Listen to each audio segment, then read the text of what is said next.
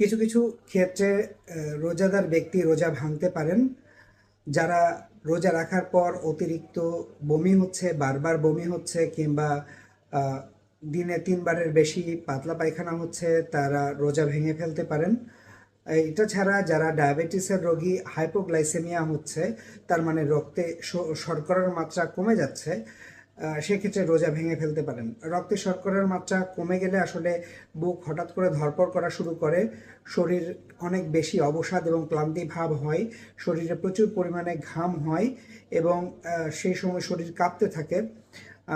রক্তের blood sugar পরীক্ষা করে যদি দেখা যায় যে 3.3 মিলিমোলের কম আছে, তাহলে সেক্ষেত্রে রোজা ভেঙে ফেলাটাই শ্রেয় হবে। এবং 1 গ্লাস চিনিযুক্ত শরবত খেয়ে নিলে সেক্ষেত্রে আপনি আসন্ন বিপদ থেকে মুক্তি পাবেন। আশা করি এই তথ্যগুলো নিজে জানবেন, অন্যদেরকে জানাবেন। আসসালামু আলাইকুম রহমতুল্লাহ।